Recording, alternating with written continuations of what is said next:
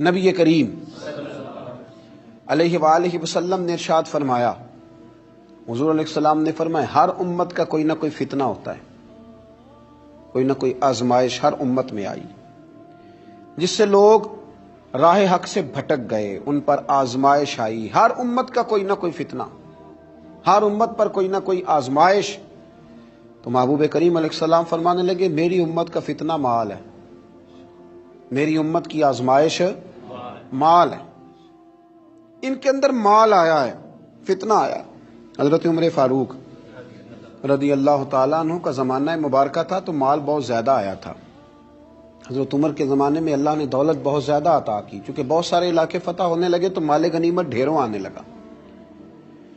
حضرت عبد الرحمن ابن عوف رضی اللہ تعالیٰ عنہ فرماتے ہیں کہ جب بحرین سے مال آیا تو اتنا مال آیا، اتنا مال آیا، حضرت ابو عبیدہ بن جراح رضی اللہ تعالیٰ عنہ لے کے آئے، اتنی دولت آئی، مسجد نبوی شریف صلی اللہ علیہ وسلم میں مال کا ڈھیر لگا تو جو اونچے قد والے تھے نا وہ بھی مال کے پیچھے چھپ گئے۔ اتنا بڑا ڈھیر تھا کہ جن کا قد اونچا تھا، دراز قد تھے، وہ مال کے پیچھے چھپے ہوئے تھے۔ تو فرماتے ہیں کہ صبح صبح کچھ لوگ جلدی آ گئے، نماز کے وقت میں پتہ تھا کہ رات سے مال غنیمت آ گیا، اور نماز ختم ہو گئی تو جا ہی نہیں رہے، ابھی بیٹھے ہیں۔ تو حضرت عمر رو پڑے، جناب فاروق اعظم روئے، اللہ اکبر، درد سا پیدا ہو گیا۔ حضور آپ رو کیوں رہے ہیں؟ فرمایا تم اس لیے رکے ہوئے ہو کہ مال آیا ہے؟ لوگوں نے عرض کی حضور ہاں بات تو ٹھیک ہے، اور یہ صحابہ کا حق ہے، یہ سب لوگوں میں بٹے گا۔ حضرت عمر فاروق رضی اللہ تعالیٰ عنہ سے کہا جناب آپ شکر ادا کریں، آپ رو رہے ہیں۔ فرمایا تمہیں نہیں نہ پتا، میں نے اپنے نبی پاک سے سنا ہے علیہ السلام، حضور نے فرمایا میری امت کا فتنہ مال ہے، جہاں مال آتا ہے وہاں عداوت بھی آتی ہے، جہاں مال آتا ہے وہاں تلخیاں بھی آتی ہیں، جہاں مال آتا ہے وہاں لالچ بھی آتا ہے، جہاں مال آتا ہے تو وہاں پھر لوگ ایک دوسرے سے بٹورنا بھی چاہتے ہیں۔ جب تک جیبوں میں مال نہیں نہ ہوتا تو جو بھی پیار کرتا ہے ذات سے کرتا ہے، اور جب جیب میں مال آتا ہے تو پھر زیادہ تر لوگ جیب سے پیار کرتے ہیں۔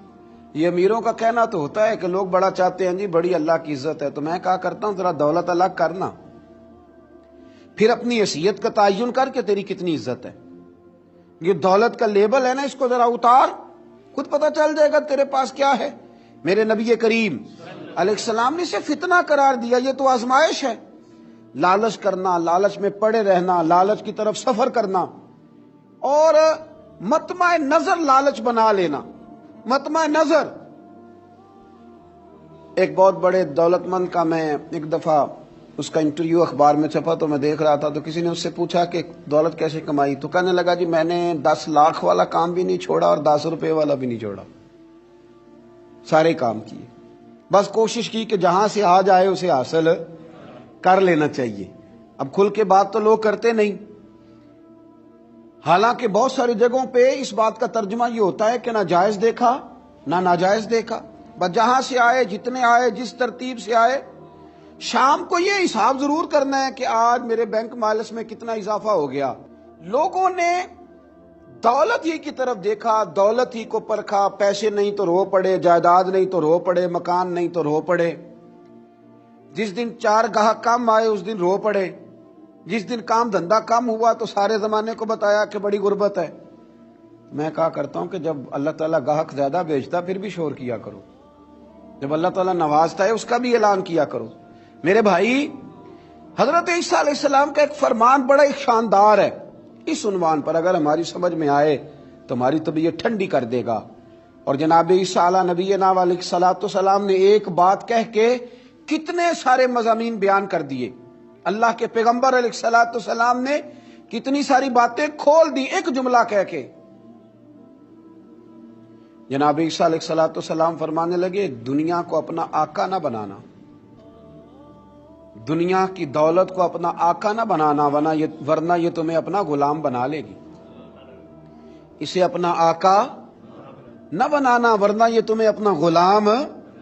جنہوں نے دولت کو آقا بنایا اس نے پھر ان کو اپنا غلام بنا لیا، پھر بیچارے کروڑوں پتی ہیں پر سو نہیں پاتے ساری رات، اربوں روپیہ پاس ہے پر نیند سکون کی میسر نہیں آتی، چونکہ دولت آقا ہے نا، تو یہ وہ آقا ہے جو قابو آتا نہیں۔